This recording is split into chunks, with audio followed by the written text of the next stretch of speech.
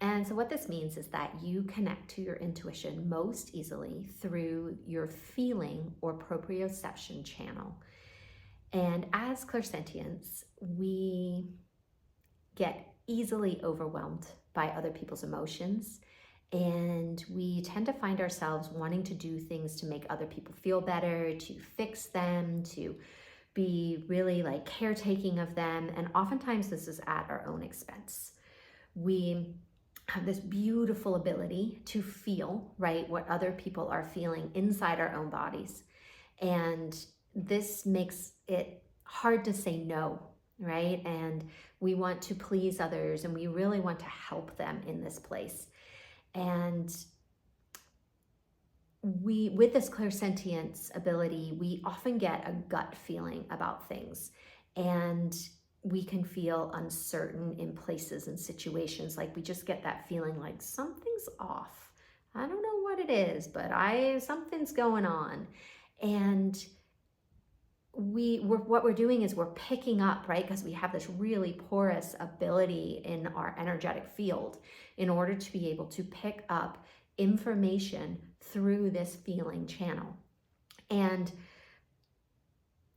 it's very much connected to empathy as well, right? We hear a lot of talk about empaths and how a lot of us, for being an empath, can kind of not be the greatest thing because we don't know how to monitor it, and we're often getting caught off guard and feeling like it's too much, and we can't understand what's ours, what's another person's.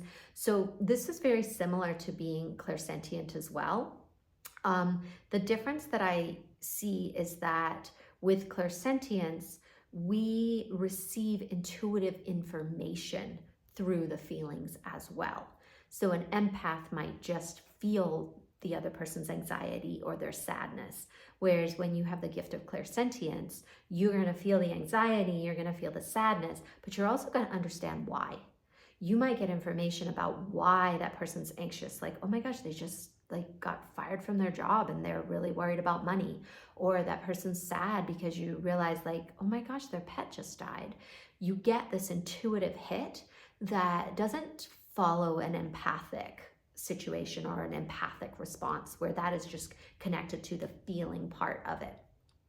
So what this means, right, is that as clairsentients, we really have to be aware of our strong emotional and energetic boundaries, because we can get really, really depleted and worn out and exhausted and tired, and we don't even understand why. And it's because we're just really absorbing and picking up information from other people, from places, from animals, from the environment, and it's really just being absorbed through this gift. It's really a beautiful gift, right? Because we can understand people at such a deep level, because we don't just have compassion for what they're going through, we actually can really feel and connect into what's happening. I know oftentimes people with clairsentience, they're really connected to the earth, and at the moment, right, how the earth is in turmoil and there's so much going on that the planet is changing. Clairsentients are having a hard time because they really can feel what Mother Earth is feeling as well, and they can understand it at a deeper level.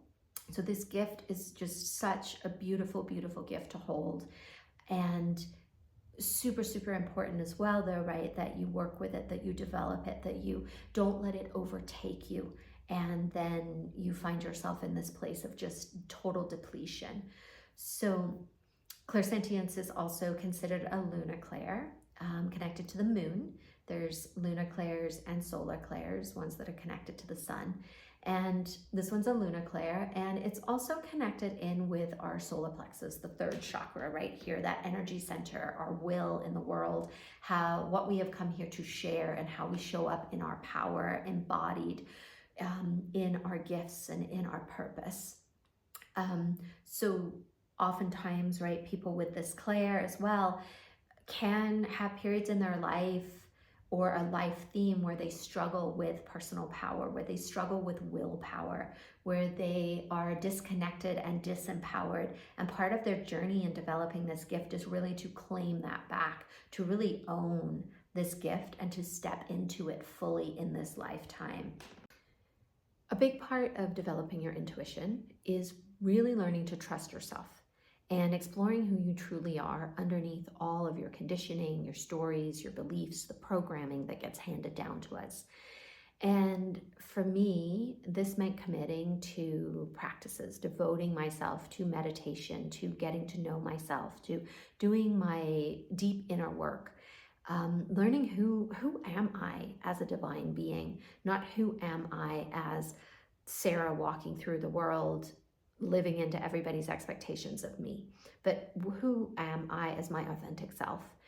And I found that I could only do this in silence, right? In stillness, in really being willing to be with myself. So even if you're new to meditation, I encourage you, right, to 5 minutes a day is great. It's a great place to start. I have a favorite quote that I love, and it says, if you can't find 5 minutes a day to meditate, then meditate for 10. And it really just speaks to how meditation changes our life, that we learn how to bend time, we learn how to understand ourselves differently, to speak up for ourselves, to stand up for ourselves, to live from our authentic truth. So the magic really happens in the quiet, in the shutting out the noise, and being willing, right? Being willing to go within. And welcome to our community. Thanks for being here. Thanks for being on this journey with us. It's so important that we develop our intuition. I think it's the way that we will reclaim our power. It's the way that we can really live authentically. It's the way that we can be connected to what is the truth that is alive within us. I feel really passionate about this, and developing my intuition has changed my entire life. And I want to share that with you because you matter, you count. You are here for a reason, and you're here to make a difference in the world. So thank you.